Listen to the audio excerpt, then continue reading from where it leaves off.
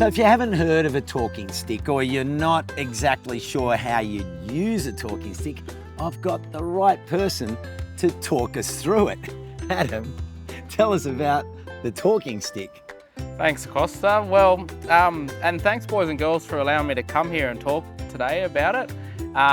So I'm really just going to sort of speak about this talking stick and how my people, Wiradjuri people, use this, and how I've sort of, in yarning circles that I've been involved with over many years, have kind of used this. But basically the concept with our talking stick is it is a piece that we know once we're holding it in our hand that we, I guess, have the stage, and we're the person that is going to talk and share what we want to share in the yarning circle. And so this kind of helps when you start out and you're not familiar with the yarning circle, just to help each other in that circle understand whose turn is it to talk and to listen.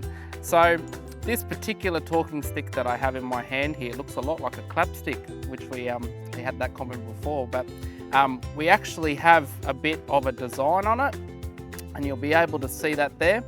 And basically the design that we've put on here is a few of these shapes here. What do we reckon they might be? Yeah? Logs. Oh, you're very close. So you sit on the logs, yeah? Seats for like sitting. It's pretty good, it's pretty close. Who usually sits on the seats? People. People, very good. So these are just to represent us, okay, coming in to that circle space. And then these are the journeys, our journeys as different people coming into this space. So that's just a little bit about the talking stick, what I have here. Many different sticks can be used. I've seen talking sticks, really big ones that some of the yarning circles I was involved with some elders, they had some really big ones, and you would really know when it was your turn because you had to get this big stick and put it on the ground like this and say, okay, it's my chance to speak. So today what we're going to do as an activity, we're actually going to try to use this a little bit. So what I might do is I'll stop speaking now and pass the talking stick over to yourself. And even if you just want to introduce yourself and tell us a little bit about yourself, that could be a good start. My name's Zara, and I never have known what this was, but I already have predicted that it looks like a tapping stick. Yeah.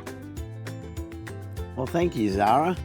Hi everyone, my name's Costa, and I feel really happy and privileged to be learning from Adam today, and to be able to look at this drawing, this artwork, and see the story and start to understand what the symbols mean. So when I look at symbols in the future, I've got some new skills to help understand the language of the art. My name's Ernest, and I haven't really seen Aboriginal paintings before, so this is interesting. Hi, I'm Mia, and I'm just glad to be here learning about it because I haven't learnt really much about these things. I've really only seen paintings and all that, so I'm just happy to be learning about it. I'm Emmy, and I'm excited to be here to learn about the talking stick because I don't really know much about Aboriginal paintings. I've just seen them on artworks and in museums, and I'm just really excited to be finding about the talking stick and just learning more about Aboriginals. Thanks very much. So that's great to learn a little bit about you guys as well, you know, and hear some of your stories, and it's really a great opportunity in this space here and in your yarning circle to do that. Now, does anyone in the circle here have a question, and I can pass the stick on so they can, yeah, very good. How can you make like the stick so smooth? And how do you paint? What do they use to paint? Okay.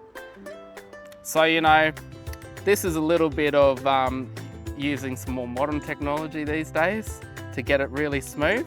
So a little wood sander to smooth it off, and then the actual paint. In the old times, you know, paint would be ochres. So ochres are really important, and they have many different colours. Okay, and ochre, if you haven't heard of ochre before, I know that some of us have, they're different minerals and pigments that are found in the soil, in the ground. Okay, and you might get a white colour ochre, or you might get a red. Red's often got like iron and things in it, so that makes it the red colour. And then you have the yellow ochre as well. And so for different people in different places, those ochres themselves mean different things. And so you could use that to paint. Which type of like tree did it get used from? Okay, so what part of the tree do you mean? Yeah, so that's a really good question. And different parts of the tree provide us with different resources, okay? So this actually was part of a branch, and then the branch had fallen off the tree, and so I was able to utilise that, you know, so it had fallen to the earth, to the ground, and I was able to utilise a little bit of that to make this. Different tools though were made from different parts of the tree. So the boomerang was generally made from the roots, and the reason why, that's for my people, Wiradjuri people anyway, we use the roots because it's the hardest part of the tree. And so for a hunting tool, you didn't want it to break straight away. You needed to use the hardest part so that you could keep using it and using it. Whereas clapsticks, where you guys are talking about, clapsticks can come more from the branches and things because you're only using it in music and tapping and things. So they're not under as much stress, so the wood can hold up. So yeah, so I guess many different parts of the tree provide us that resource and different resources. So it's a great question. Have talking sticks like always been a talking stick, or did people like had something like that looked like this before and then thought maybe we could use it for a talking stick now? That's a great question. I reckon you're spot on. I think maybe there was some old people sitting in a circle having a yarn. Someone kept butting in with each other and they thought, well, I think we need to get a tool so everyone knows whose turn it is to speak and to speak respectfully. And I said it to the group yesterday, but a word for our people is Yindyamara, and that is talking and speaking respectfully, moving slowly and listening to one another. And it's a really important process within our yarning circle. With the different seasons when you harvest it and all that, does that mean different meanings? Does one season have stronger wood or another have less strong? What a question. That is such a good question. Yes, definitely. Different times of the year are better times to harvest different things. So I can think of a coolerman. Have you ever heard of a coolerman? I'm sure some of you might have. But a coolerman is a dish that comes from the tree, so it's a piece of bark. I remember as a young, tucker going out, being very enthusiastic of being shown how to make a coolerman and going out and cutting into a tree, and it just wouldn't come off. And usually they come off, and it wasn't happy, the tree wasn't happy, and it wasn't until one of my elders said, hang on a minute, this is the wet period, it's the wet period of country, we're not meant to be cutting it now, okay? It's the wrong time of year to go and do that. And so that was a lesson for me, learning about understanding the timing around harvesting the coolerman. So we have to wait until a lot of that rain period stops and it goes into a drier period. And that's when we harvest it.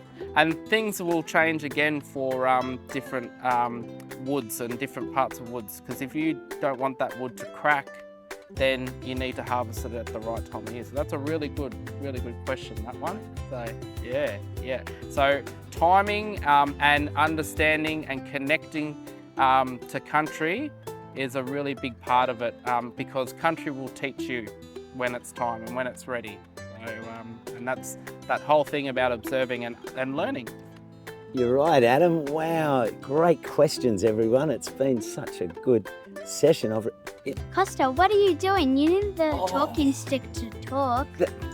Thanks, Zara. You wrap it up, Adam. No worries, Costa. Thank you, Zara. Thank you all for coming today. And thank you for such inquisitive questions. You know, I really enjoy being able to share some of my knowledge with you guys. So I love hearing the questions. So thank you very much.